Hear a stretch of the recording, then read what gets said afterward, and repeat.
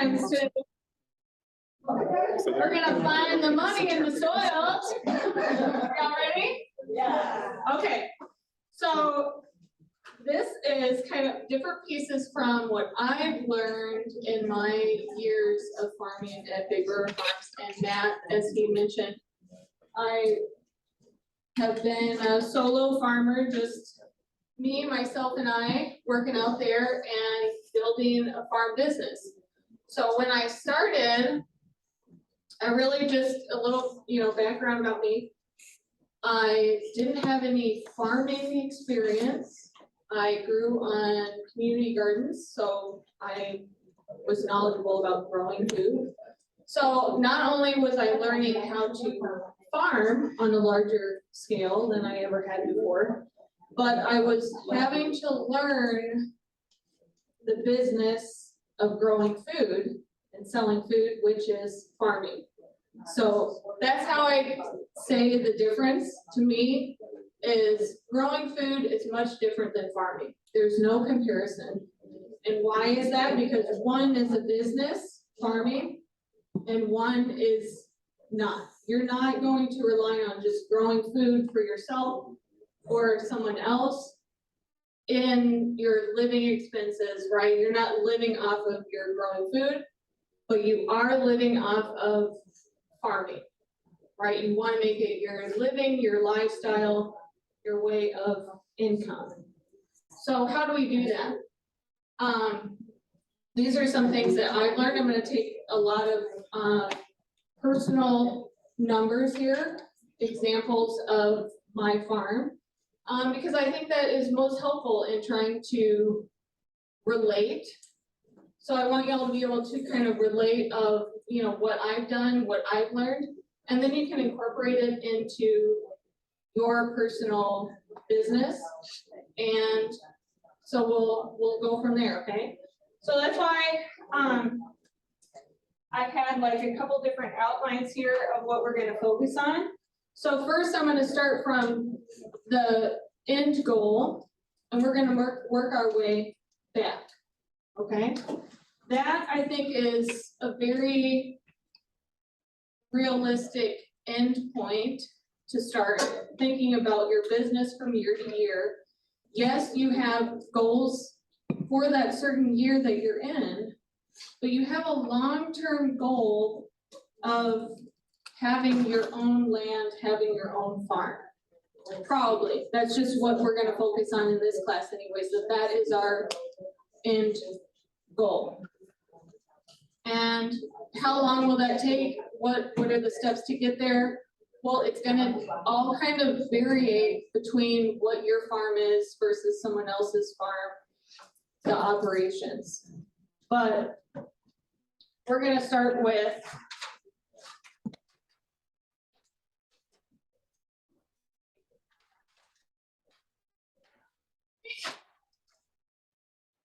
working our way backwards, okay?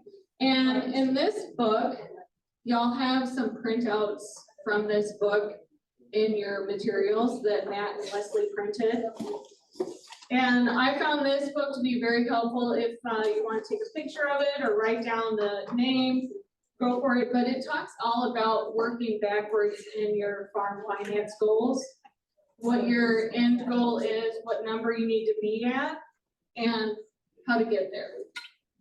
So this was a very helpful tool for me when I was trying to learn about the business of farming, right?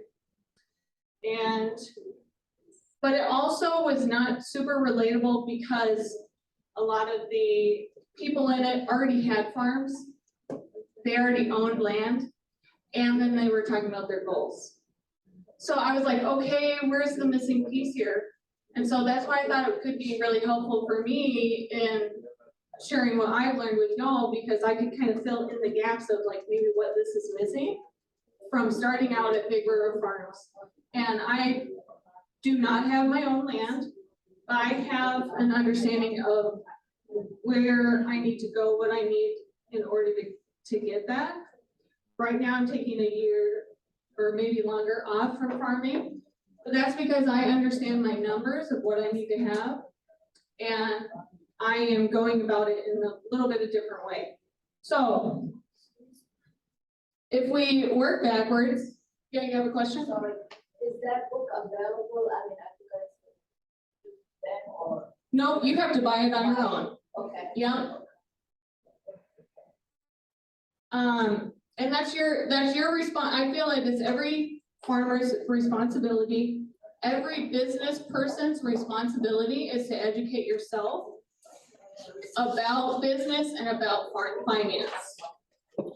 So when you buy a book, you're investing in yourself and in your business. Okay, you're worth it to spend $20 on a book and learn something about your business and how to operate it so that you can be successful. So the end goal we have is to have your own farm. Okay, farms are not cheap, y'all. Depending on what you get, right? If you have a house, if you have buildings, if there's a well, if there is a greenhouse, right? So the cost is going to depend upon what kind of infrastructure there already is versus if you're just buying land. This number here is that I have a house because I know for myself that I do not want to travel all the time back and forth to the farm. I want to be able to live on the farm.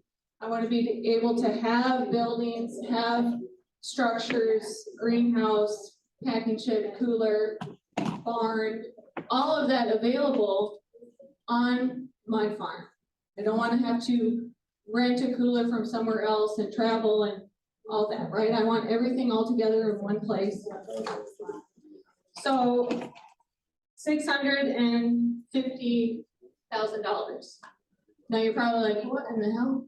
Okay, so, right, so anyways, but, so getting a farm loan from FSA, we'll go over those just a little bit.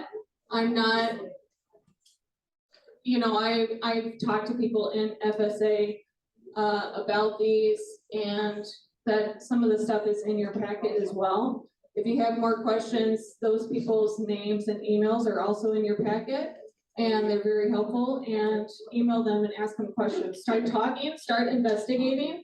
It's better to do that now than later. So right now, a 40-year loan from the FSA, actually, I think it only goes up to 600,000. Yeah. But 5% interest is the interest right now for farm loans from the FSA. And if you know about what the financial world is saying right now, you know, I would say educate yourself in the world of finance. Not just farming, but finance in general. You're going to have a better understanding of what to expect for your farm long term. So right now, year over year, everything is going up 6.5%. Okay, so think about that. I would write that number down, 6.5%. So that means all your costs are going to go up year over year, 6.5%. So what does that mean for you as a business? Do you start to raise your prices 6.5% every year? Or do you have to grow more, keep your price about the same in order to match at the rate of cost going up? So just something to start really thinking about year over year, that some numbers are going to change when you have an end goal. Your numbers are going to change because the world of finance is changing. So I just have a number of the cost of the farm for the loan. This is including the interest, is $17,062.50 a year. So that is only your loan payment. What else do you have? You have other farm operational costs, $25,000. Living expenses, $25,000. So that's your that's your total of what you need to make is $67,062 a year. So now you have an idea of what your end goal will be. And I recommend, being at Big River Farms, that you have a special opportunity to grow your business, to get to a number where you need it to be before you leap into a step of this kind of undertaking, right? So you are at an advantage for being where you are because of all the support that they offer. So take advantage of that now while you can. You're gonna have to understand where your markets are, where you're gonna sell, and how to increase those year over year in order to get to this spot, so that when you leave there, you already know that you can meet that number, right? Yes. Was this a specific example, based on personal or just something just showing general, say farm operational costs and living expenses, for example, that for single person, family, you know what I mean? Yeah, this is kind of me. This is what I've done numbers on. So, yeah.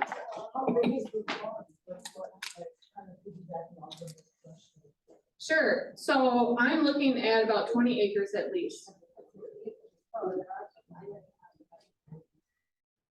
How about location?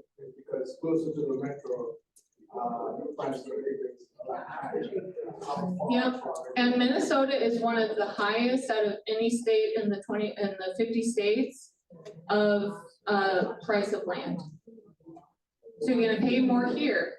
Maybe in Wisconsin, not as much. Actually, right now it's not as much, but it could, you know, everything's going up in price, right? And so the numbers are gonna change. Location is a matter of, you know, real estate, right? When you buy a house, it's gonna be different depending on the location, right? So it's the same with farmland. Yeah.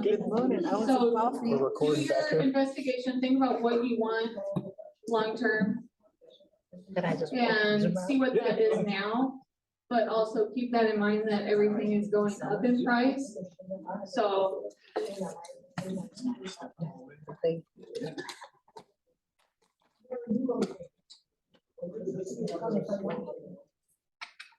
this is just basically an average that I've come up with in Minnesota. Yeah.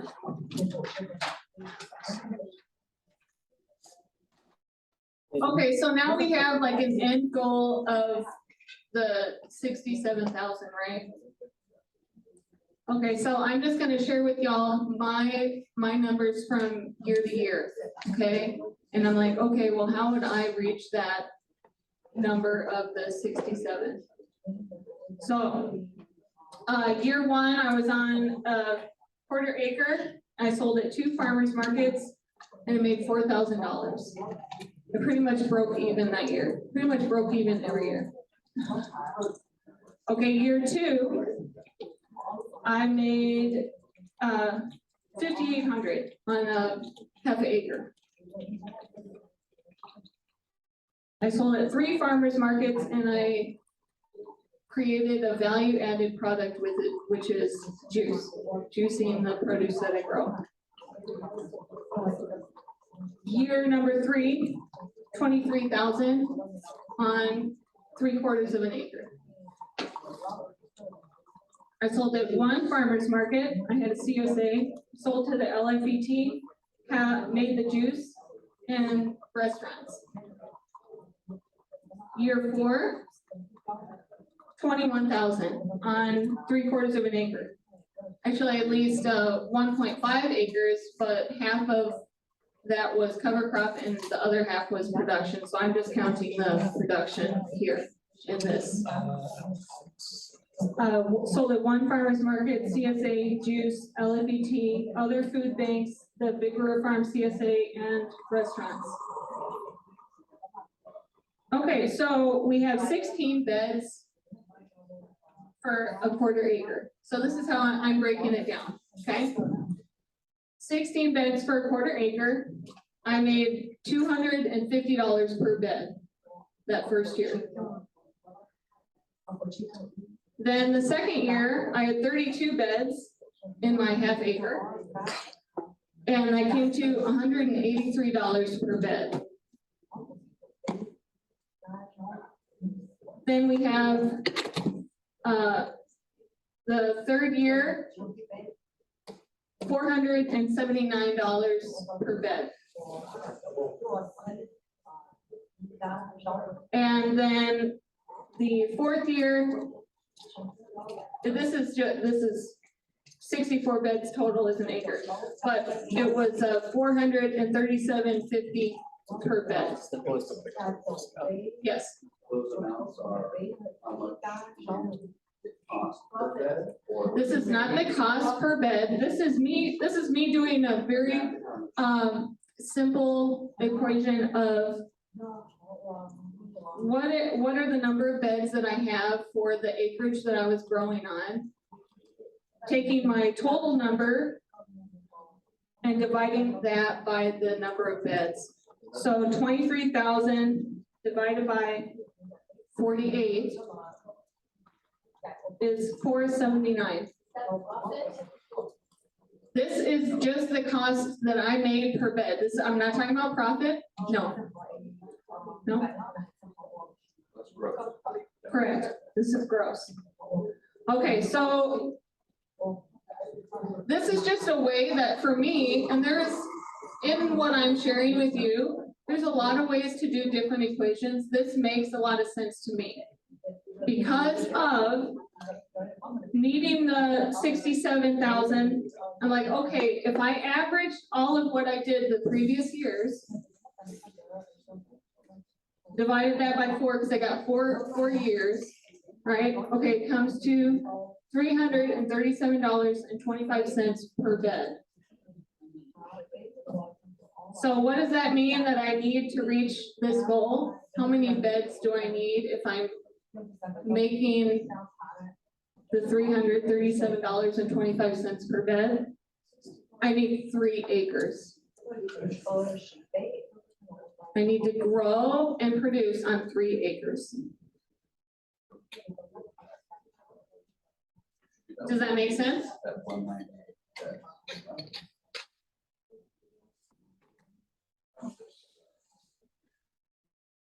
Yes, 198 beds total, divided by 64, because there's 64 beds to an acre equals 3 acres.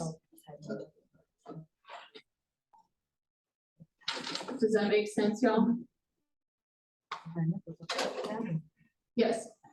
Is there a level of diminishing return that you can see? Because I'm thinking, okay, you know that amount. Now, if you do the math on 3 acres, you could meet that $60,000 needed.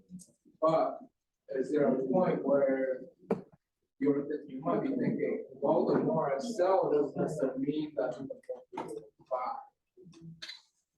So understanding the market, is there a point of diminishing return that you, in your experience, you anticipate or you foresee at all? Or is there just kind of an abundance of people wanting to buy and more you produce it, more they buy? Well, I have personally sold everything that I've grown. So that's a good thing.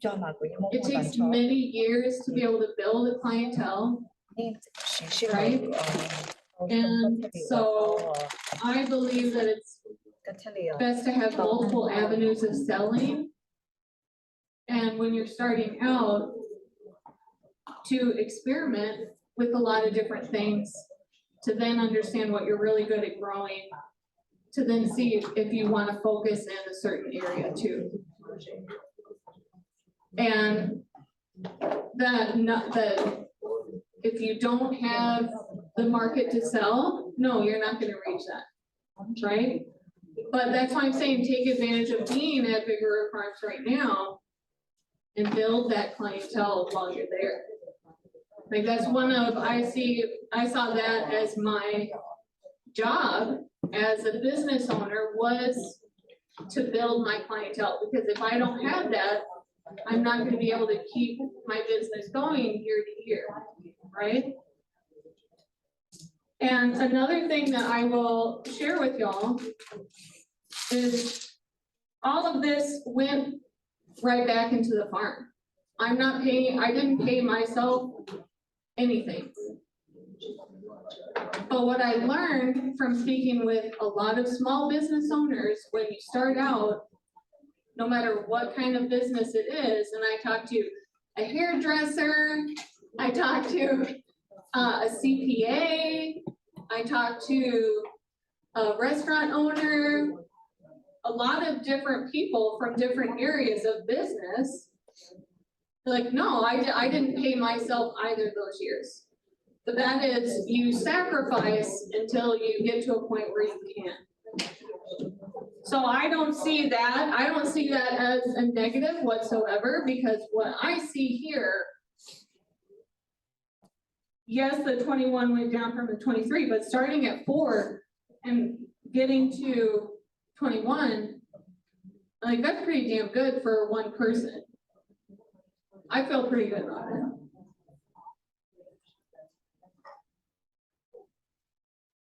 Now, other operations are gonna be different. They totally are. So that's why I'm sharing with you my specific operation. Okay? And whatever yours is, you'll have to do certain math according to your operation.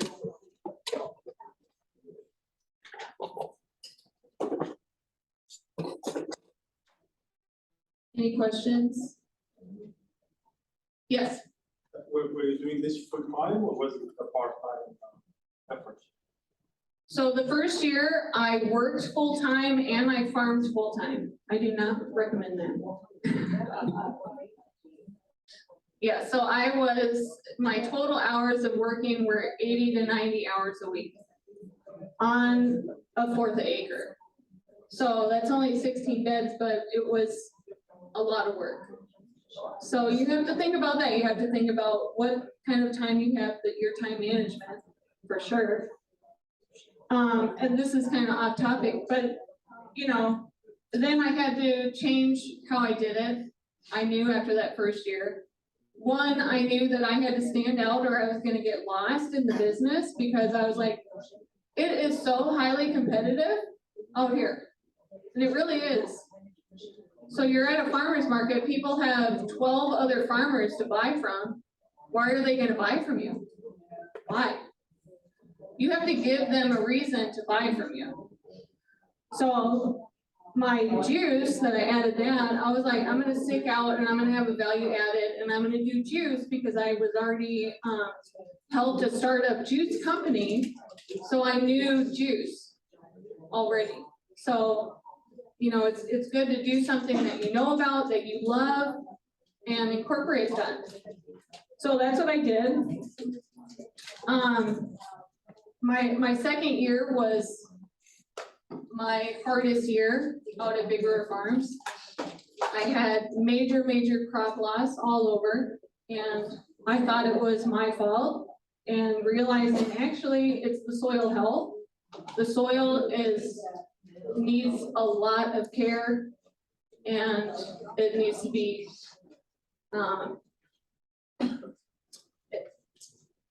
the health needs to improve.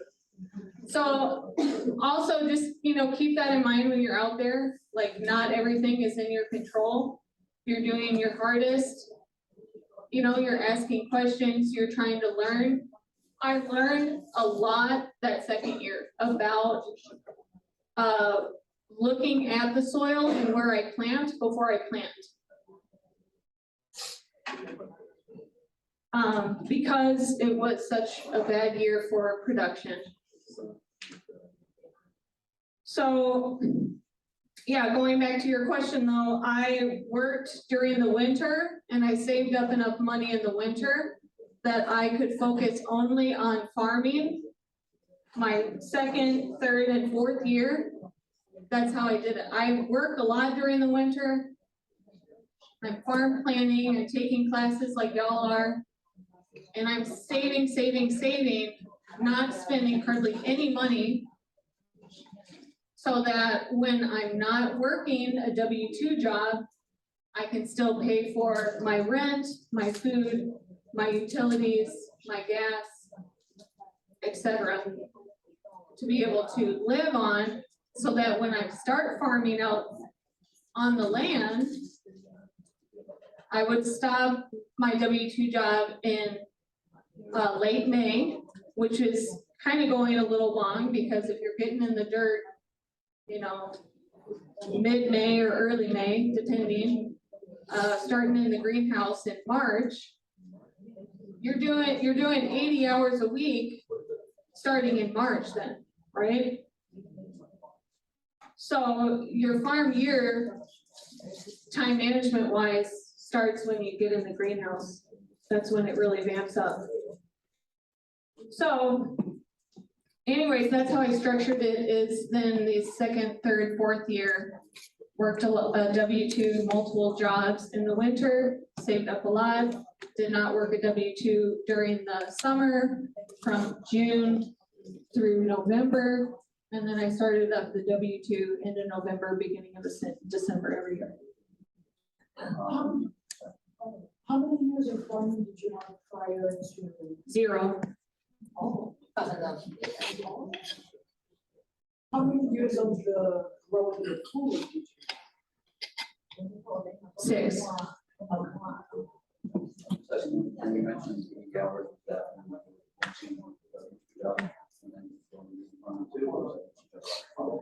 Just farming, I was working 70 to 80 hours a week, every week.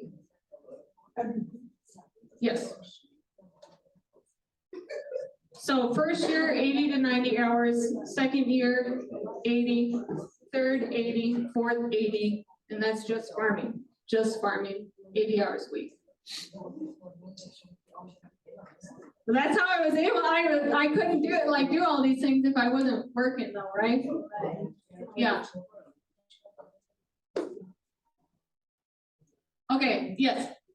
Then like the juice, is that a farm related or any value added? Does it have to be something you grow and then you sell it? I had a very specific vision in mind that I wanted.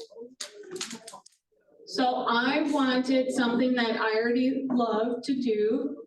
So I already love to make juice from working at a juice bar and helping that startup. And I kind of understood that business a little bit from working there. And so I thought that would be a benefit to me of why I incorporated it into this business.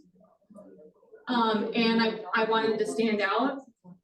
And I felt like it felt aligned with what I wanted for my farm as a business.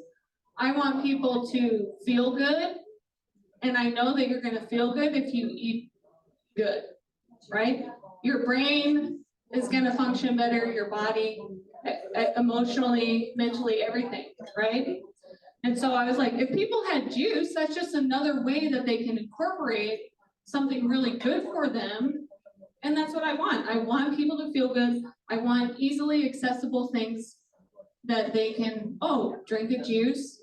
And I didn't want sugar, because I know the detriments that sugar can have on a person's health. I worked at a naturopath for 3 years as well. So I have some nutrition background as well. From working there, I learned a lot. And so no matter what kind of sugar you put in your body, even if it's a sweetener made man-made or whatever, stevia, your body processes it the same way. You're gonna have all those cravings. It's not a positive thing to add to your body. So when I did it, I said, I only want to grow the veggies that are going to be put into the juice. So that's the reason of why I wanted that. Yeah. For that juicing, did you grow extra veggies in addition to your regular farming? Because I've done juicing before, and I know it takes a lot. It takes a lot. Just to make them even just a little bit. It takes a lot, that was a lot of investigating, a lot of practice for me to understand the juicers, how many ounces it's gonna take, how many pounds it's gonna create an ounce, all that. So I'm not gonna go into that. I'm gonna be here with another class that's a value added class. And so I'll be able to talk more about the juicing and stuff then, but, let's move on to the next, yeah. Can I just ask, when you mentioned, you know, you had practically, you need 3 acres and then that, you talked about putting 8 to 9 hours here, just into the farming, and that was just you. And that was up to how many acres? That was just you. It was a 3/4 acre. 3/4, right? Yep. So if you done the calculations that you need 3 acres, Mhm. right? And that, 190, that's approximately. And it's still just you. I know that there's certain farming equipment, things that can streamline certain tasks. But at what point would someone need additional help based on the size of their farm, right? You're gonna know that for yourself, right? You're gonna know that for what you wanna grow, where you're selling, what kind of, you know, if you figure out what you want your farm to be in that number, when you're at Big River Farms and you start doing the numbers yourself, start practicing the numbers, do different, you know, scenarios of what each year is gonna look like, right? And you're gonna kind of see, oh, after the second or third year, what you can do. And then know like, shit, I need some help. Yeah. So based on your capacity, knowing your level of experience, do you think that you individually could do creative on your own given the amount of time? No. Okay. No? Okay. Yeah, work, I mean, that was another reason of like, my reasoning for taking a break. I need to restructure how I do things. Right now, I'm working more on my financials in order to have a different scenario for myself than this one that I'm presenting to you. Because I am a single like there's also in other cases, there might be a partner that's paying for the living expenses with their W-2 job. And then I can focus on the farm business and they can still pay for my living expenses, right? But I'm not in that scenario, so that's just not a part of my equation, right? So that's why I say everyone's situation is gonna be a little different, but once you get into it, you're gonna know where you kind of max out with what you can do. And you're gonna see like, oh, I need to change something, whether maybe you're doing wholesale and farmer's market and you're like, whoa, this farmer's market is taking a lot of time. I'm having to grow a ton of different stuff.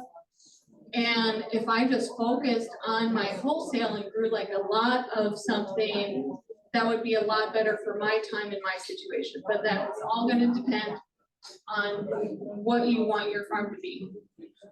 So, okay, so next thing I would like to get into is breaking down an idea of how much a different crops are, okay? So I'm gonna look at radishes right now. I'm gonna write down this, y'all, and then we're gonna go through it, okay?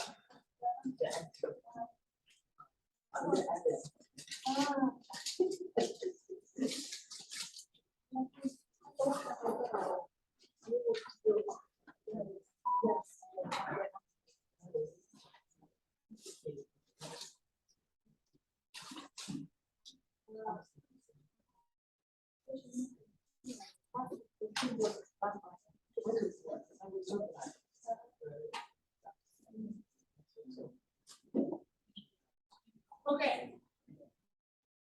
Okay, so we are breaking down how much you can make on a bed of radishes, okay? This is how I calculated out at the beginning of every season and have kind of an estimate in mind about what I'm gonna be able to make on my farm. So I had an idea in mind when I did my farm planning, right? I knew what I was gonna grow, how much I was gonna grow, what beds were gonna be, what crops, right? And this helped me to understand what the end would be, what my budget is. Have you ever heard people talk about what is your budget? Right? You're like, I don't know. So this will help when you are planning your farm right now to run the numbers to get an estimate about what at the end of the year will be your dollar amount for that crop. And each crop is different. But okay, we're gonna do radishes. Okay, they take 28 to 36 days to harvest. So that means you could do multiple, right off the bat, you know you could do multiple plantings in one season, right? So that's kind of good. I like that. Okay, the beds at Big River Farms. This is 150 feet by 3 feet bed. You can do 3 rows of radishes per bed. You're planting the seeds about 2 inches apart. So you got 150 times 3, 150 times 3 rows, 450 times 12 inches. We're getting into inches now. So we got 5,400 inches. Okay. 5 by 3. We got 100. Okay, we're doing. This is 3 inches in a piece. Is 1,800 radishes that you're able to produce in that bed. I always do a factor of crop loss because of after that second year that I had major crop loss out there. I'm like, oh, I gotta start factoring in what my crop loss percentage is going to be. So that your numbers are not gonna be, oh, I thought I was gonna make 600 on that bed, what happened? So I recommend incorporating a crop loss figure. So we got 1,800 minus the 540, that's the percentage crop loss, is 1,260. You're doing 10 radishes a bunch, you got 126 bunches of radishes times selling them at $3 a piece. That would be at a farmer's market price. So that's $378 a bed for your bed of radishes. Now you can do radishes 3 times per season, right? So what's that? Anyone want to do that? 378 on your calculator times 3, what's that number?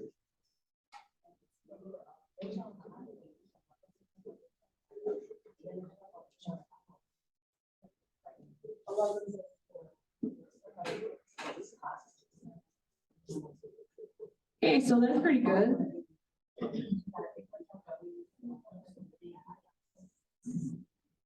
I would like to get that number, wouldn't y'all, on one bed? Yes. The percentage of the crop loss, how do they measure that? Why did I do 30? I mean, well, I know you had that experience, but how we. I would stick with 30. That's just my recommendation. Is that? Being on the land that you're at, I would do 30%. Yeah, and if you get land somewhere else, you're gonna have to relearn what that land is like, right? The soil is gonna be different.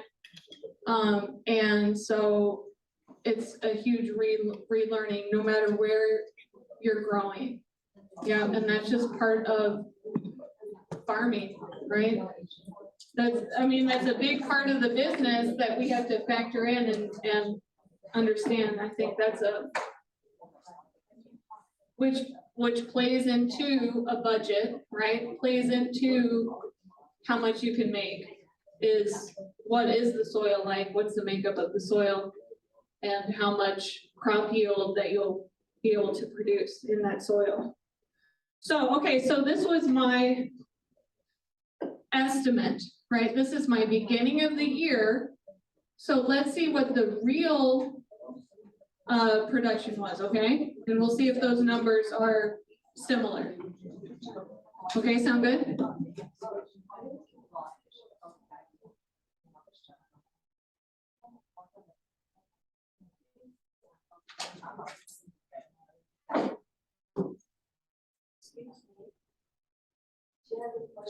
Oh, how big is the bed? How big is it? This is 150 feet by 3 feet.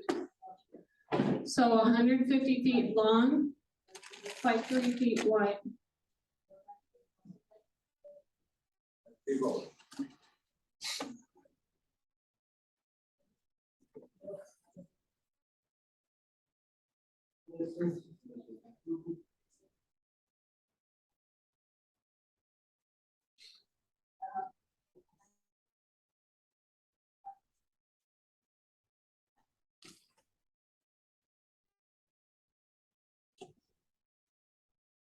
Okay, so I have my pounds, my yield was 130.4 pounds times $3 is $390 made on radishes. So it's pretty close to 378, right? So when I see those, when I go back at the end of the year and I look at my crop per crop, and I keep track of what did I think at the beginning of the season before I started, when I did my estimates, where did I think I would be? I look back and I see if those numbers are pretty close. These are pretty close. So that's why I kind of stick with the formula that I've got. Yeah. When you did the estimate, you measured it in budgets. Yeah. And then the actual is there, is it a even comparison? You can run the numbers in that way too. I just didn't. Oh, so in other words, the bunch is equal to a pound? Yeah. For all vegetables, or would that change for vegetables? It's different how different vegetables are sold. Yeah. Yeah. So, and and depending on the size, right? I'm kind of overestimating that I would need 10 radishes a bunch. Those are really small radishes. If I'm doing it.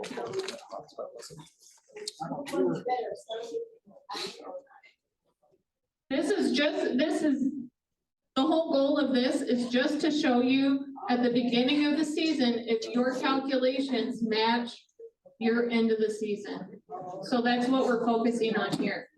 So when you're planning out your farm right now, you can do a calculation similar to this and have an estimate of end of the year if you're gonna come out with what your expectation was.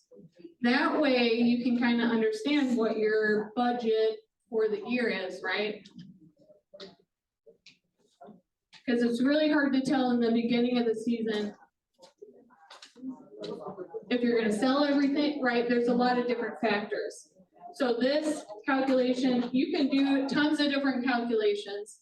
This is just a way that I've done it that makes sense to me, so that I can have sort of a realistic expectation of what my farm can produce that year.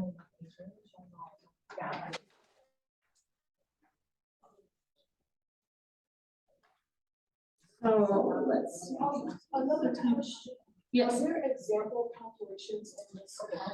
Yeah, so there's a lot of different ways that you can run your numbers, right? So yeah, so there are some things in this business handbook that y'all have copies of, and the Fearless Farm Finance.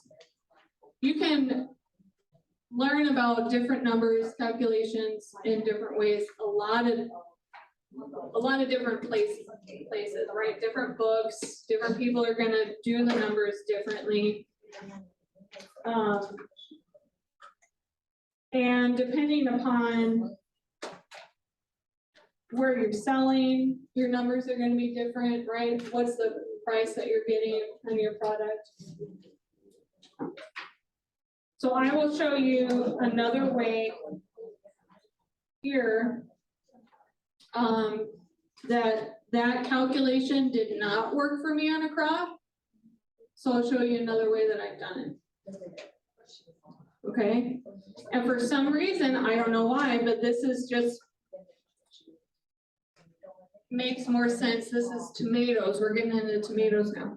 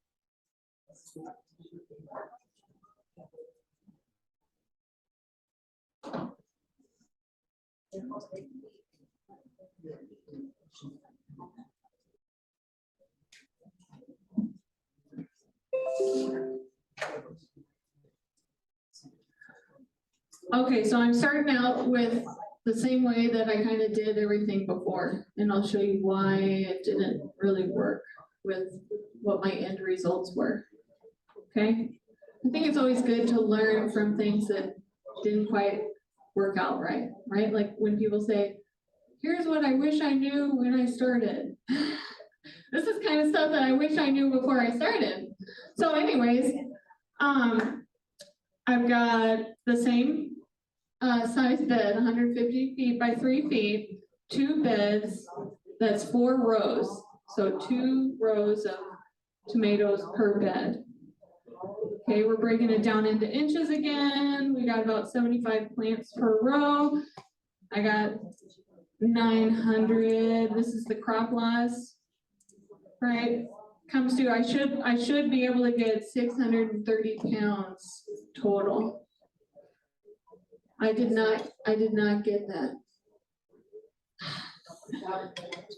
So I got 257.4 pounds instead. That's quite a big difference, right? And I still did the crop loss and everything. Were there a lot of weeds in my bed? No. Sometimes there's no explanation. I don't have an explanation of why I didn't get the yield that I wanted. So I can't tell you that part, but I can tell you I did take the averages of the pounds that I made per year out where y'all are growing at Big River Farms.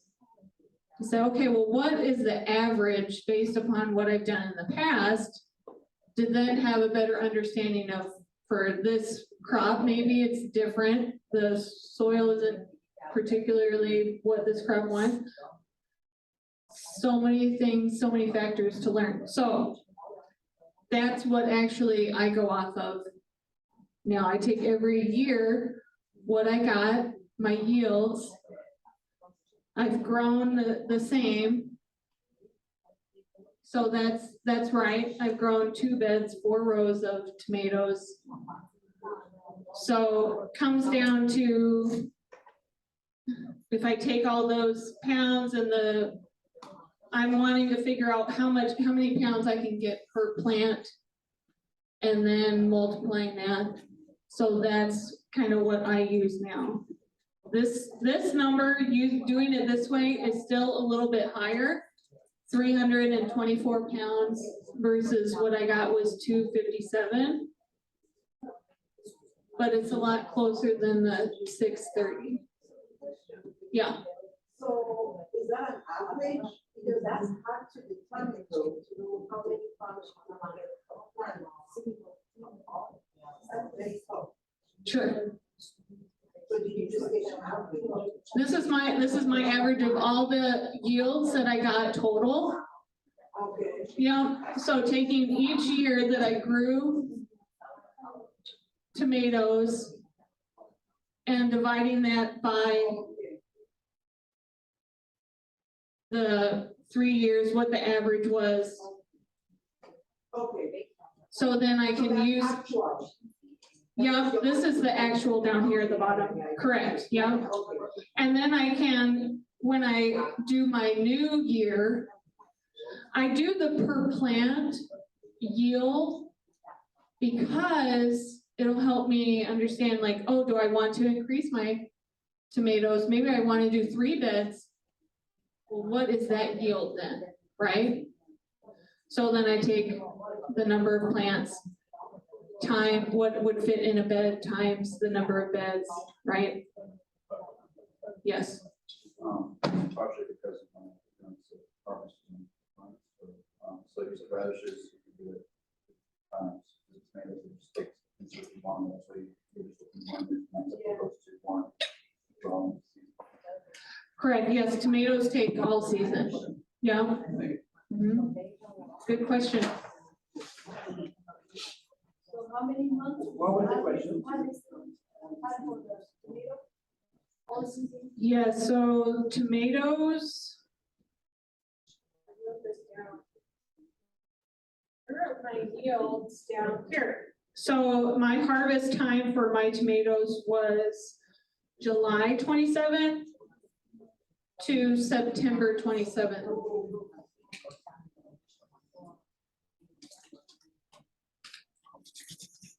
And you start tomatoes in the greenhouse.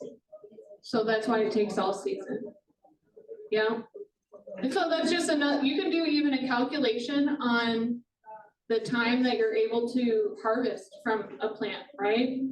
To know then also, you can do that factoring in your planning for succession planting, right? So if I planted tomatoes in the ground in late May, when I knew that there was no chance of a frost, that's when you plant tomatoes, when there is absolutely no chance of a frost, because they hate the cold. And then I planted another succession of planting of tomatoes. I would still need the space in my field for it and everything, right? But if I did that, then I could have harvested tomatoes longer, right? Because I had one succession, the first one that I planted in late May, harvestable till the end of September. The second succession that I planted in beginning of June is going to be harvestable maybe till mid-October then, right? So you're going to be able to, I could have done one bed, you know, like I did 2 beds of tomatoes, right? I could have done 1 bed planting in May, second bed planting beginning of June, so that I would have a longer harvest time. So you can do that as well when you're thinking about your planning.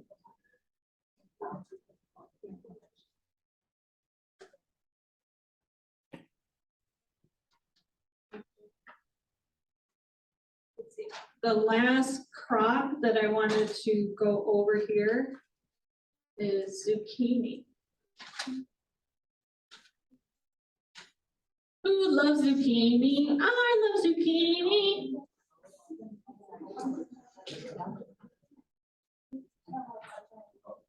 Zucchini are used for a lot of stuff. It's very versatile.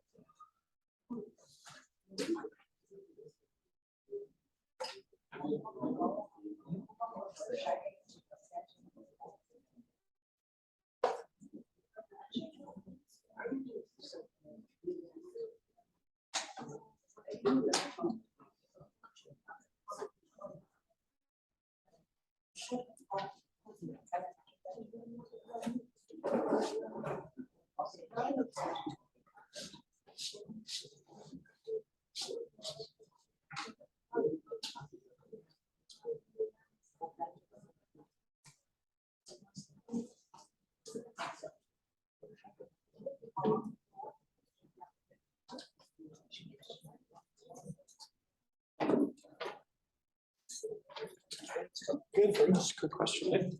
Just looking, so just went to this 45 wide, so mine would be half that. Oh. Okay, so something around there. Okay. Just because I'm blind. No, all good. All right, so this one I'm doing a little bit different. I'm just showing y'all multiple different ways that you can do something. So you can figure out what works for you. All right, so zucchini. I'm doing the same beds, the 150 feet by 3 feet. I want to get 10 pounds per plant. It's 1,500 pounds. We're getting about then, after we do the crop loss scenario, 900 pounds, breaking that down to what can you get depending on where you sell it. And this factor right here, the 750, is I'm taking into account, what does that cost to grow that zucchini? What does that cost? And then I'm coming up with a number that's 2,850 from zucchini. So this is now the actual, if we go into the slide here, Matt, we're gonna do the zucchini. And if y'all, so y'all have these in your handouts too, the this spreadsheet that I'll show you.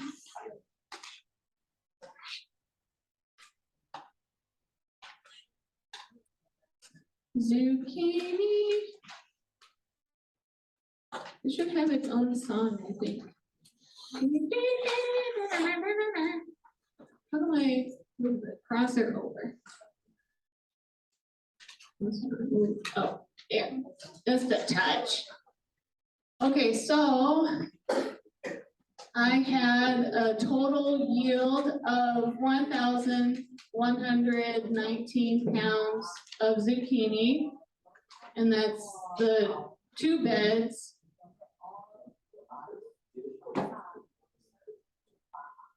Two times 150, 559.5 pounds per bed, 300 plants total. This is where I'm selling it. I'm selling it in my CSA, Make and Juice, Farmers Market, Big River Farm, CSA, and the local Food for Every Table. Those are the different price points. And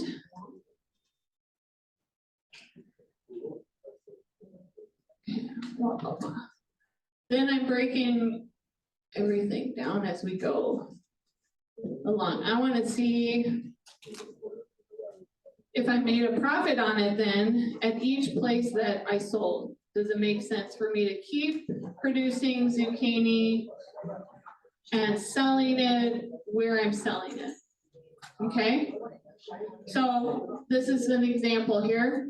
Well, these are actual, but you know, this is for if you want to do it this way, you can. So how I'm understanding my breakdown is when I harvest, I keep track of where that harvest is going. So every time that I harvested zucchini, I kept track of not just my harvest yields for the zucchini, but I said, oh, I'm harvesting and I'm going to take this to market. How many pounds is that? 20. I'm going to harvest zucchini and I'm going to make juice out of it. How many pounds is that? 15. Okay, so that is how I'm able to understand then where it's going when it's harvested, and then how I'm selling it. Does that make sense? So there's a back piece to how I'm getting these answers, and that is keeping track of my harvest.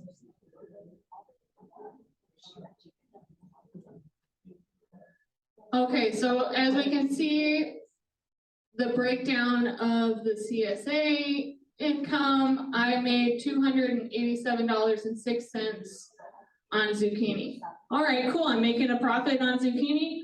Rock on, I like that. On the juice, let's see, yeah, I'm still making a profit on that. With the juice, farmer's market. All right, yeah, that looks good too. Making the most out of selling zucchini at farmer's market. Y'all see that?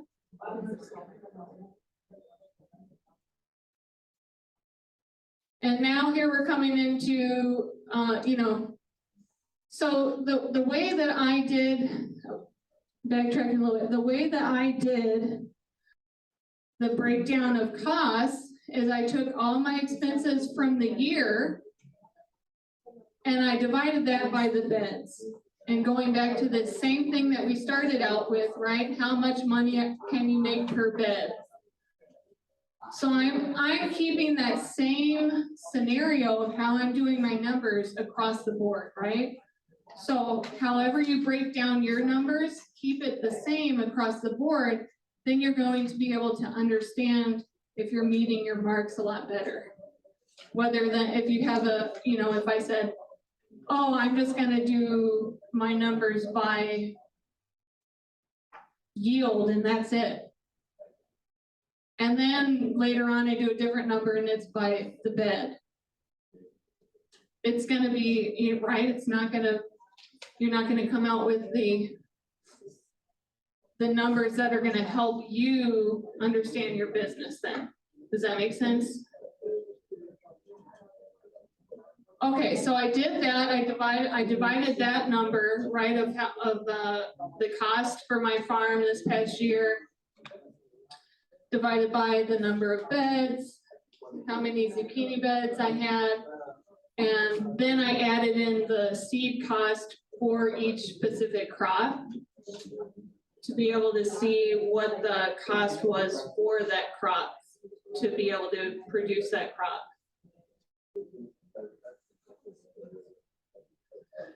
And yes, I did factor in separately the cost to drive zucchini. Zucchini, how much do you charge for me to haul you around? All right, there is a cost. So coming out with a total expense versus income for zucchini, I made $3,237.48 on my zucchini, my 2 beds. So I want to keep growing zucchini with that. Like, that's pretty good. I like that. You are worth it, zucchini. What is the percentage profit margin? Is 327%. From cost to grow to income received. And that's just a division, real easy division number that you can find that out. Yes? Do you always plant direct planting or do you take them from the greenhouse sometimes? For zucchini? For zucchini, I start in the greenhouse and then I transplant. Yeah, and I did succession plantings of zucchini so that I would have a longer harvested time for the zucchini. So I also have in here breakdown of kohlrabi. And kohlrabi was not a good season for that. I'm just showing y'all here because I want to show you the difference between what crops are worth it to grow. A lot of factors in some things after the end of the season, when I go back and I do these comparisons of what I thought I would get versus what I actually got, sometimes they can be quite surprising. And so kohlrabi is one of those that was quite surprising for me. One, I planted a ton of kohlrabi and it just did not grow well at all this year. So I did a lot of planning of kohlrabi because I had multiple avenues that I was selling it, and it was just not doing well. And so I was continuously trying to make up for that, and it just didn't work this year, okay? So as you can see, if I did 5 beds and I only got 290 pounds on 5 beds, it's really bad. It's not a good yield percent at all.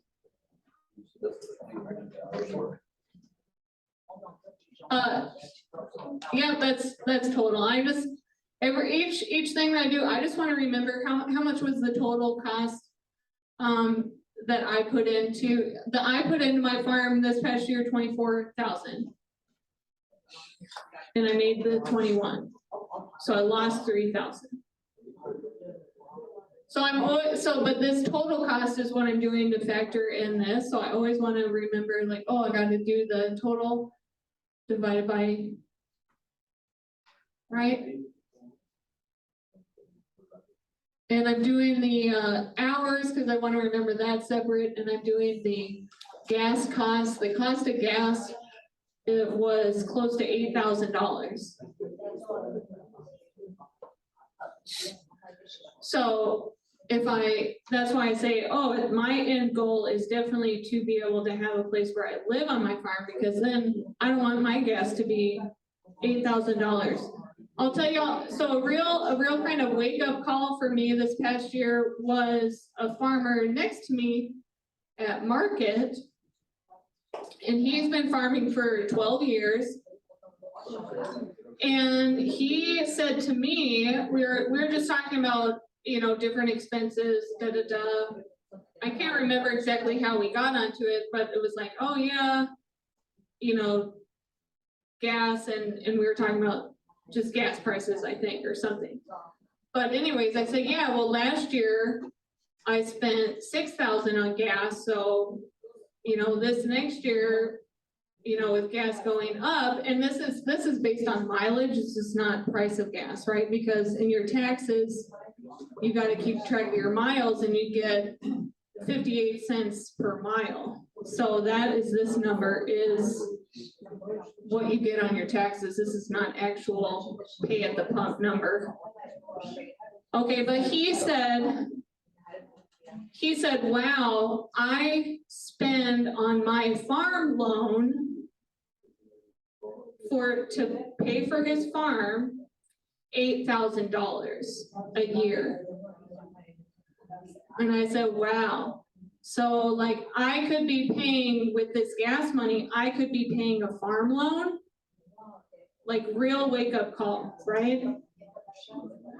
So that's also just to think about that. If you're running different numbers and you're driving a lot to Big River Farms, think about how that gas money is actually going to, what you factor in with going to Big River Farms all the time, traveling, delivering your produce, right? That number is going to decrease if you live on your farm, but that's also kind of security. For me, that's kind of a security thing, because I'm like, wow, if I could turn this into a farm loan down, price that I'm paying, I could actually make it, right? And so that kind of makes me feel pretty good, right? So I'm saying that just so that y'all can think about it in a different way too, like that. So, yeah, going through the kohlrabi here, ended up losing $600 on kohlrabi. Wah, wah, wah.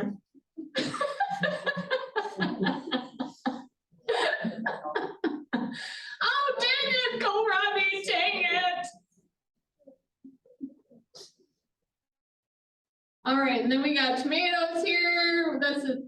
And then we got, what's this one? Basil.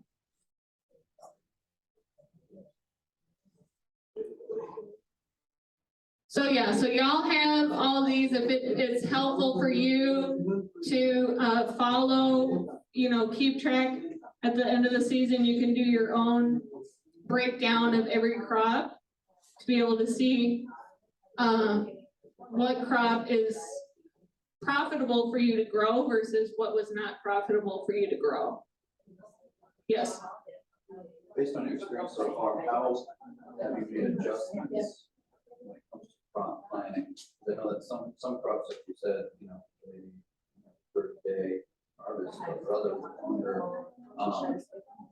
You had mentioned that you do value-added products like juicing, but you also were selling CSAs in restaurants and things. So when it comes to a new year for you, it's just kind of seeing what worked and then planning accordingly based on that. But for someone like me who's brand new, I don't even know where to start when it's talking about what myself. I mean, I'll say everything could be profitable, but what. Okay, so the question was about Just how you. what from year to year, when I was planning my farm, how did I know what would be profitable versus what's a good crop to grow versus what's not worth my time? I'm just trying to learn. Yeah, so I'm kind of backtracking just a little bit here, but one of the big reasons of why I asked to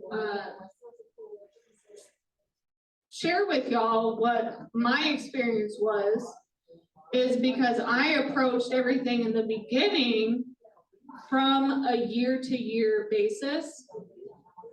And that was a big hindrance for me. And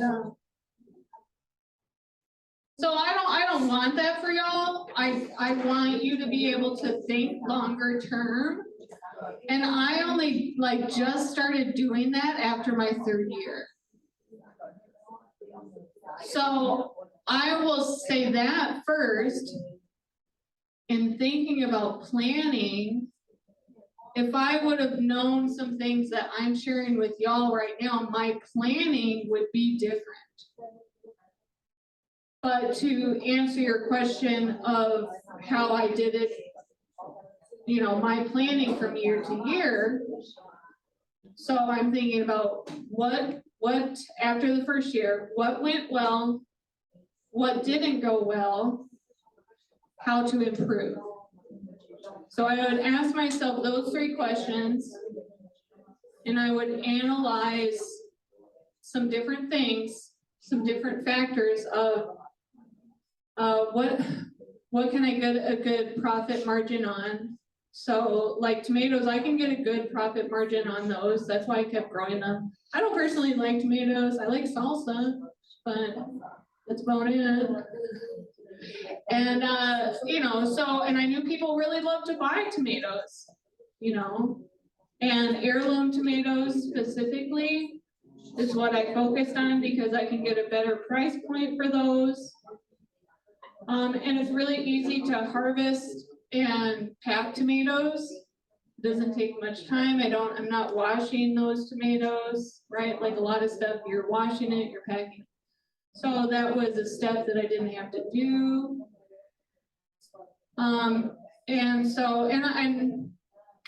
People already love to buy them. So I knew that.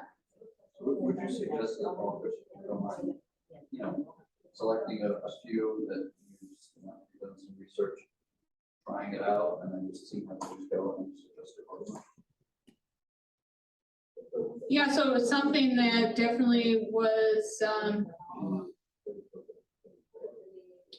I think what benefited me in my personal experience was that a couple things. I jumped right in and I applied for farmers market just myself.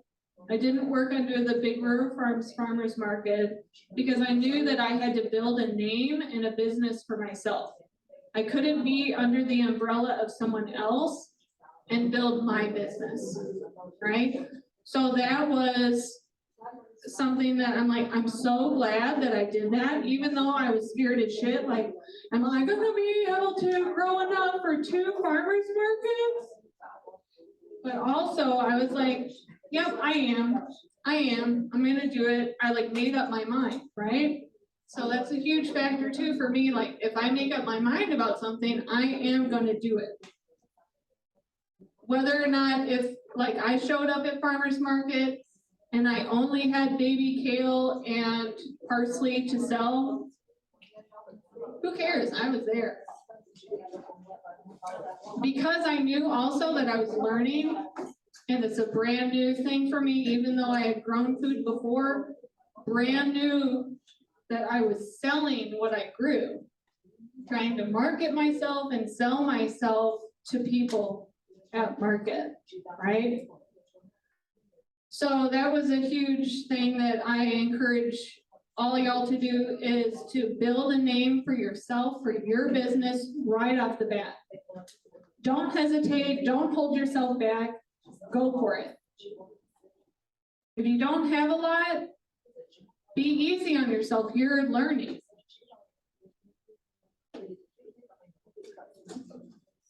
Second piece that like really helped me is that when I ask myself those things about like what's working and what's not, I really was observant the whole season of what people were looking for, what other growers were selling at market, because that's where I started. So that's how I based upon the next year then, right? What I did previously. And then know that there's always room for improvement. I can always do better. But I'm always trying my darndest, right?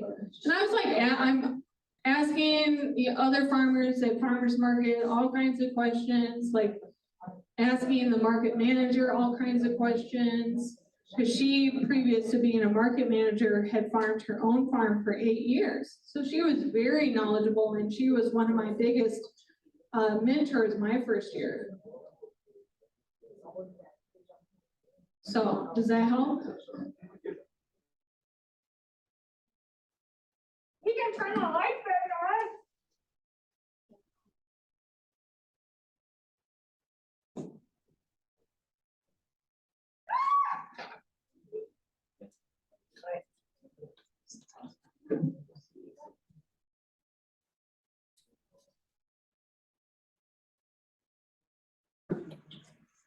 All right, so I'm just gonna share with y'all a way of how you can do a breakdown from when we first started. And this is a rule that I learned because of just doing investigation on finance in general, okay? So this is not specific to farm business finance whatsoever, okay? This is just giving y'all a way to think kind of outside the box, outside of the little tiny scope of farm business in general.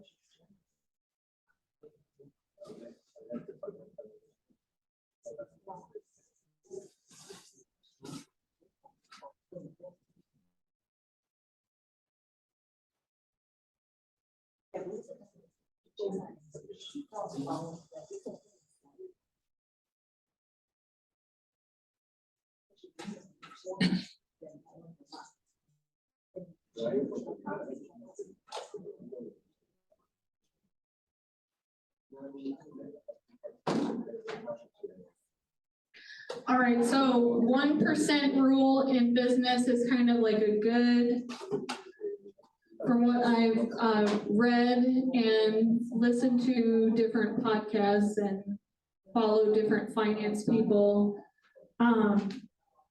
They say a good business deal would be to follow the 1% rule. That means that you're making 1% of your investment.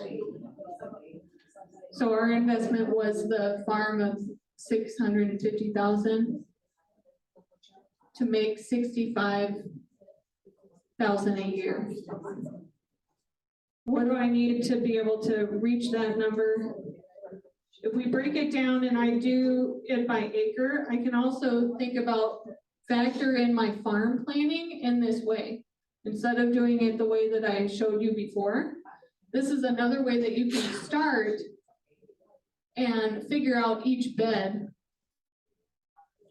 If your goal is to make $900 per bed, what's gonna be 900 times 1 acre would be 57.6.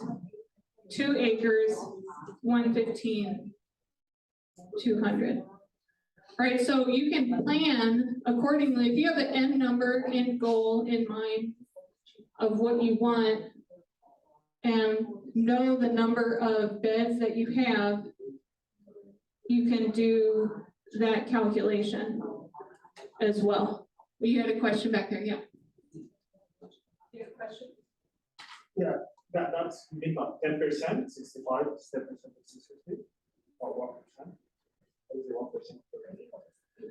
is the 1%? It's the profit rule.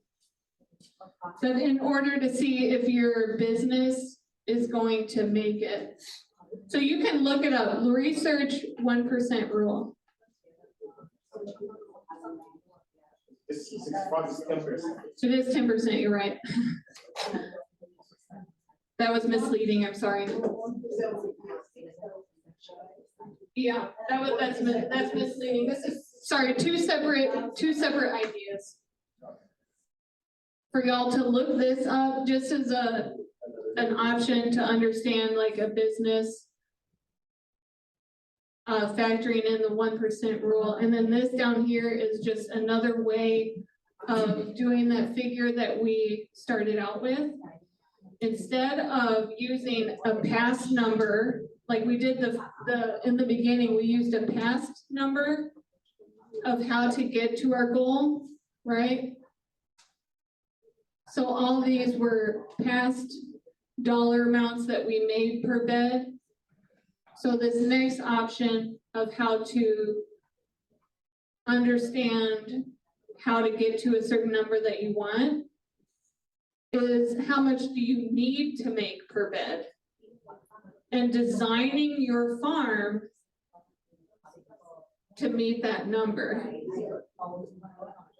Right, so then I'm thinking of the radishes that we have, right? Remember radishes? We could do 3 plantings. If we sold all those radishes, we'd have 1,100 from radishes. That would fall under meeting that goal.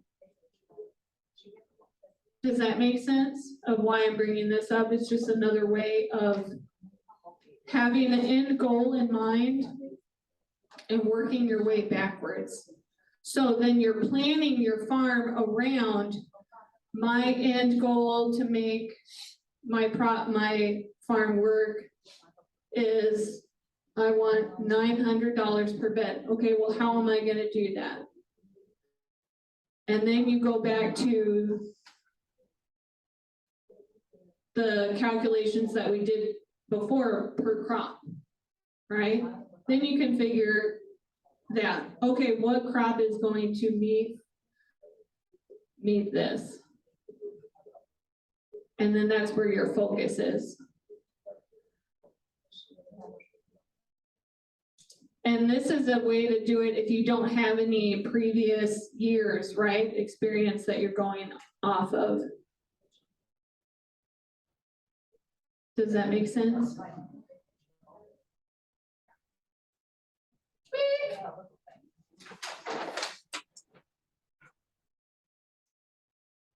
Okie dokie, so. Something that I wanted us to do together because. So in your packets, I have been asking questions to FSA and Compare Financial, who are the primary loan lenders for farmers.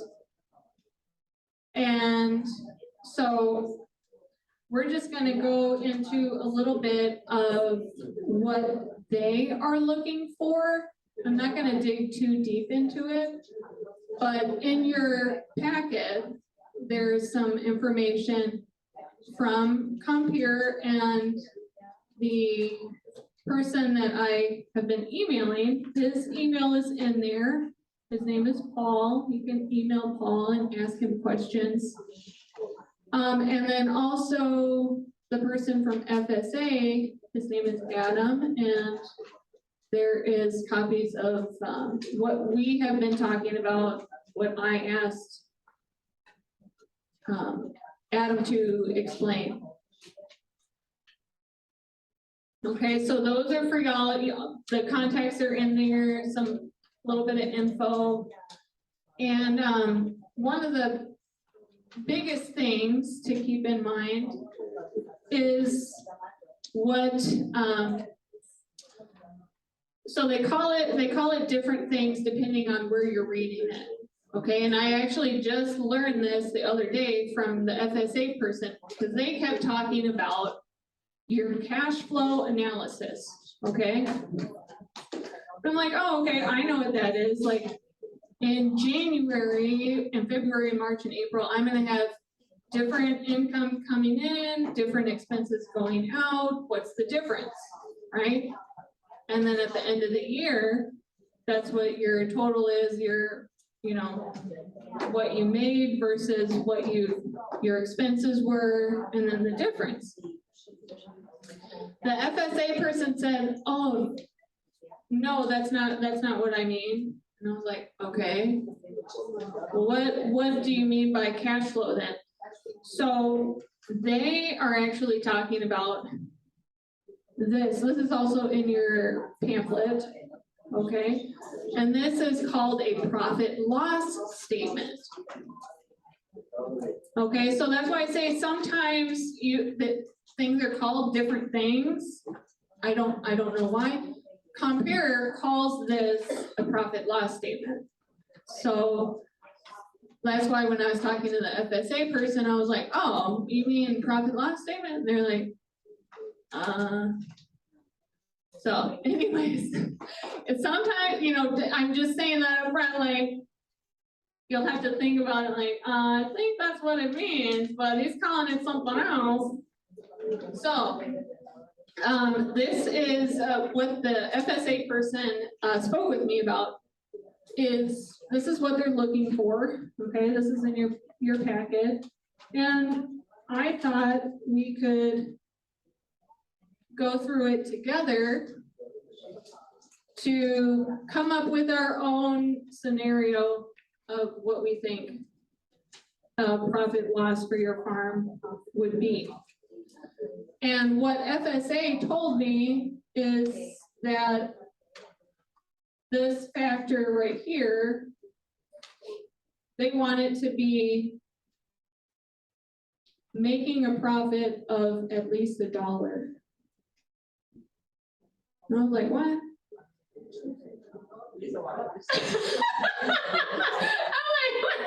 like, y'all are crazy. If you think that I'm gonna look at a budget of like what my farm is and take on a loan when I made $1 profit. Like, okay, so I'm just saying that to y'all because you gotta look out for yourself and your own well-being and know what you want your undertaking to be, because the lender might not be thinking totally about you and your business, right? And so, like for me, in what I'm thinking about, I definitely want to have a lot of, in the financial world, they say if you take on, say like a home mortgage, this is an example because it's another big expenditure, right? Is want to have 6 months worth of savings of what that cost is, okay? So you're like, okay, well, I have to have money for a down payment and 6 months and on top of, right? So in thinking about long-term, I'm keeping that in mind, even though FSA, they don't talk about that. They're not gonna say, hey, you've got to have a year worth of loan payments saved up. But do that for yourself. That's like, I call it due diligence. Other people call it that too, right? Basically, it's watching your own back. Because you don't want to get into a financial situation that maybe you had a horrific farm season and you can't pay your farm loan. Hey, but you saved that money to back yourself up. You're not gonna worry about defaulting on your debt, right? So I just think about that stuff, like really watching out for yourself and your best interest if you're getting into something big, right? And that's what I'm thinking about too. Because I was really like flabbergasted. I'm like, you're gonna give someone a $600,000 loan if they made $1 profit. Okay.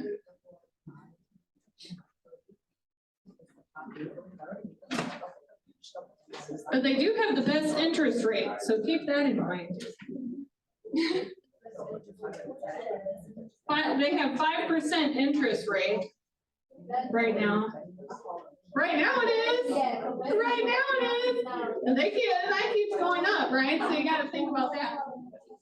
So think about that when you're saving money and putting money aside. Your money's not going to be as valuable 5 years down the road. You got to add that 6.5% that inflation is creating to the number that you want saved year over year. And that's year over year. That's not total, that's year over year, right? So our value of our cash is decreasing. So that's another factor that we have to think about. Because why? Because we're now business owners, right? Farming is a business. Okay, so wait, where do we get the, where's that other one? In here, sorry. The Excel, this spreadsheet for the farm. Do y'all have that out? Derp? Okay, so what's the first one is our farm business is the first one. Okay, so income. We're just gonna think about what we have made for our farmers market. What do we think we made at farmers market?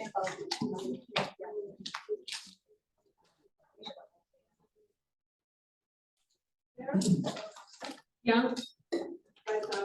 5,000, excellent.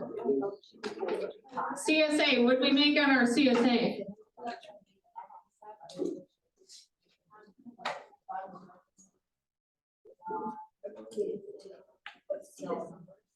Community supported agriculture. What do you think? 5,000 again, excellent. Okay. Wholesale, what do you think? We're doing 5,000 across the board?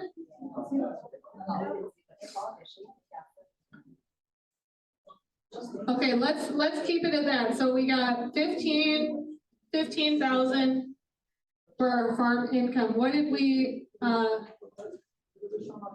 spend money on? How much is it to lease land at Big River Farms for, we're doing an acre, let's say we're doing an acre. 1,000. Okay, market to be at a market all season with, let's see, it's insurance on it, oh, insurance is on there, okay, market rent is $680. All right, seeds, how much did we spend on seeds? 1,000. That's a good number, actually. Transplants, did we buy any transplants or did we grow our own transplants? Yeah, I think so too. All right, fertilizer and compost and potting soil. 1,000. You think only 1,000? Only? You think only 2,000? 2,000. How much did you spend in transplants? We are, what is the cost of fertilizer, compost? We didn't get the one in transplants. The seeds is 1,000 for seeds. And then transplant? We did not buy any transplants, we are growing our own.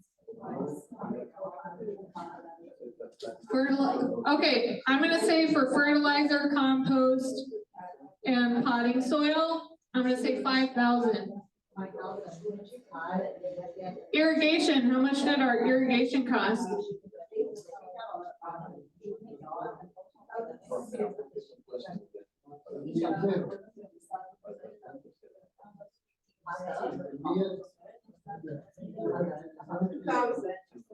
$2,000? I think that's just a little high.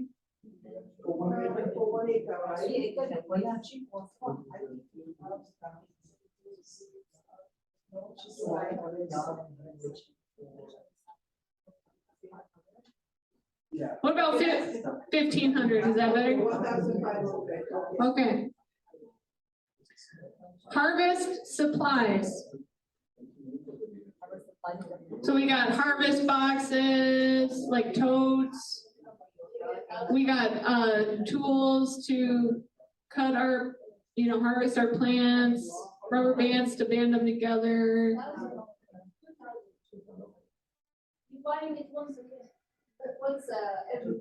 Yeah, I know we're coming at it from, we haven't purchased some of these things before. So that would be like, irrigation. Sometimes you can buy the irrigation and keep using it year to year, right? And I have purchased new irrigation year over year. I've purchased some new irrigation because I've expanded my farm. Right, so I'm growing on more acreage, so I need more irrigation coverage for that acreage. And I've switched up my irrigation from just overhead to doing drip tape as well. So then having to buy different irrigation for different setups. So, but once you have it, that's true. You're kind of set unless it gets damaged in some way. All right, so we got, what else? Field supplies. So like, for instance, I bought a lot of, what's it called? Landscape fabric. My brain had a fart. So landscape fabric and the pins to pin it down, the burner tool to burn the holes in the fabric. And that's to help with my weed suppression, so I didn't have to weed, everywhere. We didn't get the harvest supply. Harvest supplies, we said 2,000. So let's say field supplies, what do y'all think?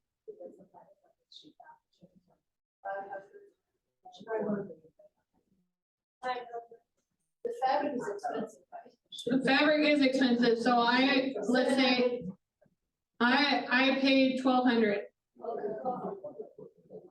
For the fabric only? 1,500. Let's do 1,500 inflation, right? That was 3 years ago now that I bought all that for 1,200, so that, yeah, okay. All right, so market supplies, what are we selling? We need a banner, we need a tent, we need, totes to take stuff in, we need a table, yep. What else do we need?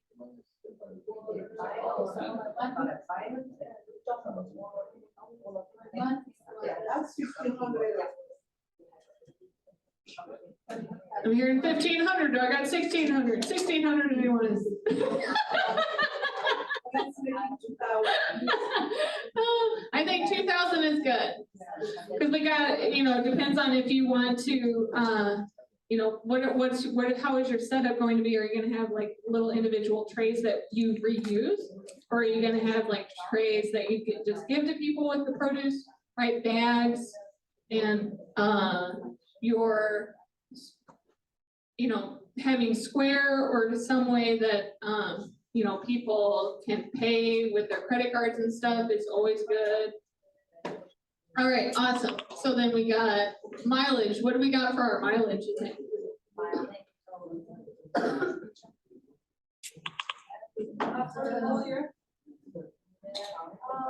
I have 10 guests.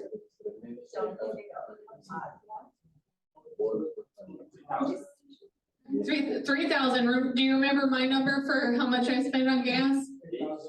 8,000. All right, we're not, you know why we're not gonna do auto insurance? Because in your taxes, you can only deduct the expense to your car or the mileage. I've always gotten a better deal if I did the mileage versus auto insurance and any repairs on my car, upkeep costs, okay? That's always been a lot lower. And so that's why we're not going to do auto insurance on here, because we can only do one or the other for our car, and we're doing the mileage instead. Okay, what do we got for other insurance? So you are a business, you are selling a product, you do need insurance. It sounds scary, but it's not.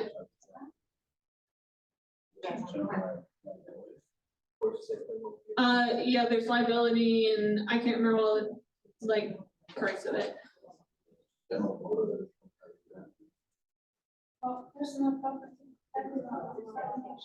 Insurance, we talk about. Insurance for your farm business. Or your equipment, or. This is like liability insurance. So like, you know, you don't want people to come after you for, oh, your product made me sick or something. Yeah, yeah. What'd you say? 2,000, that's a little high. You can actually get some really good insurance for a lot cheaper. I'll say 1,500, because if you say $50 per month, times it per year. If you mix it with your home insurance and all that, it can be cheaper. Yeah, so you can separate them, but like, I mean, under one umbrella, I've separated them. So I personally have spent $200 a year on insurance for my business. It's one of the cheapest things. So what does it cover? Liability and what? I do not know off the top of my head, I cannot remember, but it is insurance that will, it's good coverage for farmers. It's the farmers market insurance. And so we'll just put in 200 since that's what I've paid every year. It hasn't increased it. The only reason it increased for me is when I started doing my value added, it increased.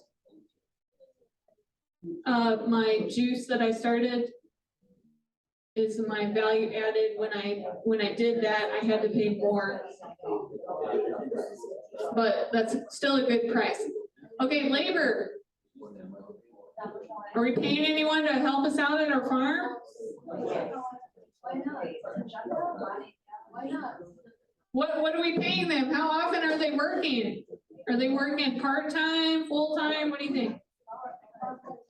Part-time, 20 hours a week, 25? What do you think?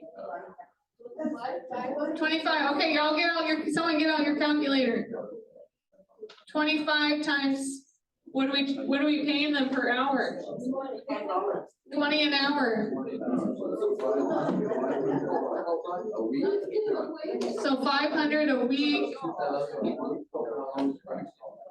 2,000 a month times 6 months, $12,000 for one part-time employee, and that's not including, what's it called? I'm blanking on the name. The,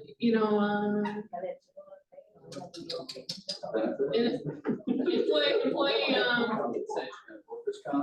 yeah, all that's, well, and, insurance, yeah. Okay, so who wants to do, adding our income? Oh wait, we added our income, that's 15,000. Who wants to add our expenses together? So we're not doing the restaurant and grocery. No.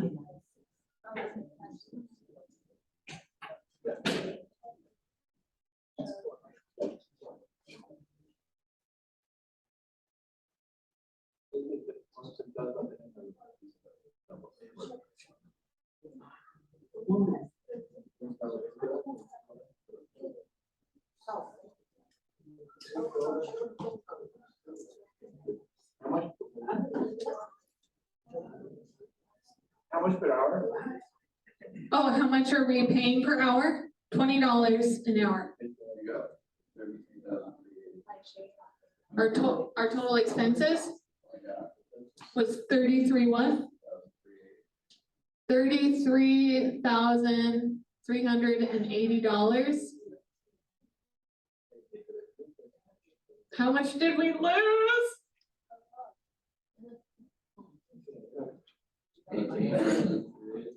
We lost $18,380. Wow, we need to work harder, y'all. We need to sell some more stuff. Get rid of that one. Get rid of the staff.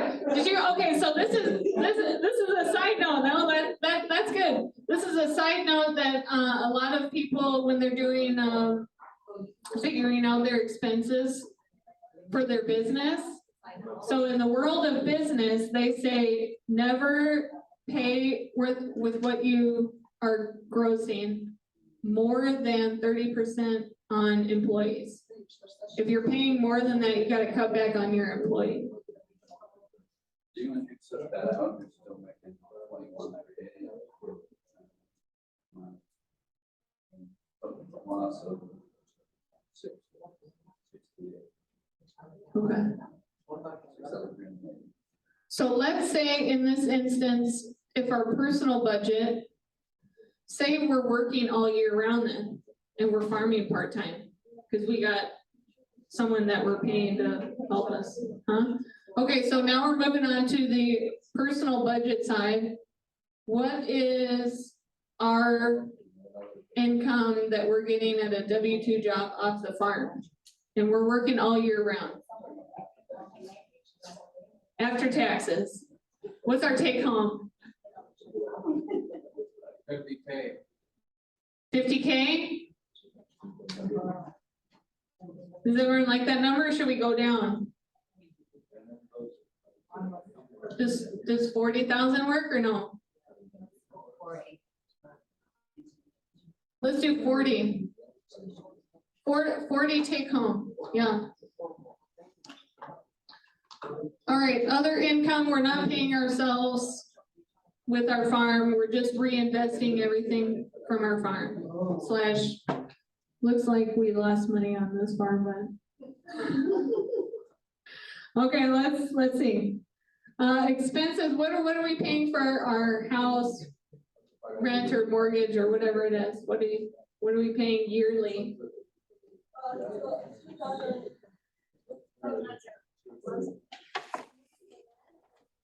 $2,700. This is for your house or where you're renting, where you're living. You're not living on the farm, you're leasing land on the farm.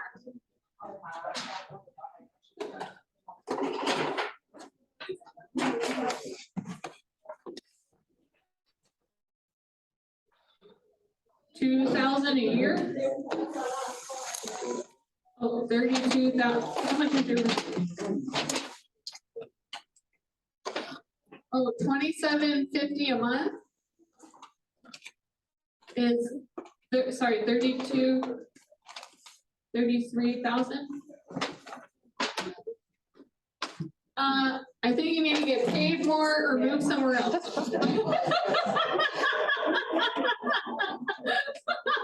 Oh, no, I don't know about if you can get some food for yourself. I guess you're growing food, you can eat that. No, all right, utilities, you're burning wood. No. Cut down your trees in your backyard. No, all right. Maybe we should just, for time's sake and whatnot, say the 33 is for all your expenses. All right, so we take 40 to 33, we're left with what? We're left with 7,000, right? We're left with 7,000. So let's say, okay, we got the 18,380, 7,000. We're still under what? 11,380, right? So you're taking the positive personal income and you're factoring that into the farm business side now, right? So what is that number? Come on, y'all. Who's following along, class? Get with it.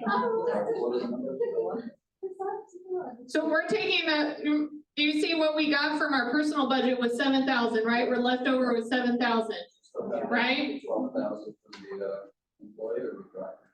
We're doing both. So what do we got for the farm business side with the employee? We had negative 18,380, right? Plus 7,000. What are we left with? You're not using your come on, who's using a calculator? This will help you if you follow along, I swear. 18,380 plus 7,000 is what? No. The one is a negative, we're adding a positive. What are you coming up with? Yes, negative 11,380. What if we get rid of that employee that cost us 12,000? What are we left with? We're left with $1,380. So that is a positive number, right? Hey, that's looking better. Yeah. We're just counting 33,000 for total. That's what you spend for your living personal expenses a year. It's 33,000. You made 40,000. You're left with 7,000. Yeah. Yeah. All right. Practicing numbers is going to help you with what your long-term goal, right? So if you start looking at sheets like this, right? You can even make copies of the one that you have in your packet if you didn't write on it, whatever, or ask Leslie for more copies if you want to keep practicing. Okay. See what your number needs to be. And, you know, another thing that I learned from watching different finance things is that, you know, if you can decrease your living expenses in any way possible, do it. Right? If you're living kind of beyond your means already and trying to start up a business, it doesn't seem like the best financial situation to be in, right? So the way that I was able to do what I did by living off of 6 months of income was I decreased what I was spending a lot. So I live off of $15,000 a year. It's my income. And how am I able to do that is one really big one is zero debt. So another thing that people talk about a lot too is get rid of your debt. If you have any. That, you know, and I'm just talking very generically, right? And another thing is if you want to increase your credit score, which they don't look at your credit score with the FSA loan.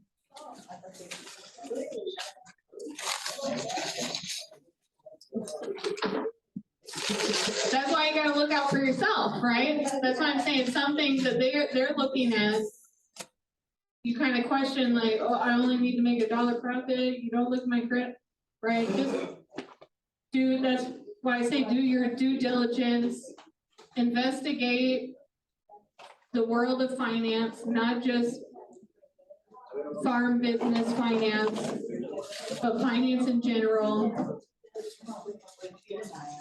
Because you're a business owner, you want your business to be successful, you need to be as knowledgeable as you can and take as much information from a variety of sources to gain a better understanding of where to start, where to go, what to do, what not to do. And like I said, I just started all of this kind of more so digging in deep after my 3rd year. So I started with this later, and that's why I'm telling y'all now is that was a hindrance to me, and I don't want it to be a hindrance to y'all. Yes, plan your farm year to year, look at your budget, what it can be year to year for your farm, what you need to buy each year to be able to leave Big River Farms, what do you need to save, what kind of profit do you want to have, what kind of time you have, so that you can get to a larger goal as an end.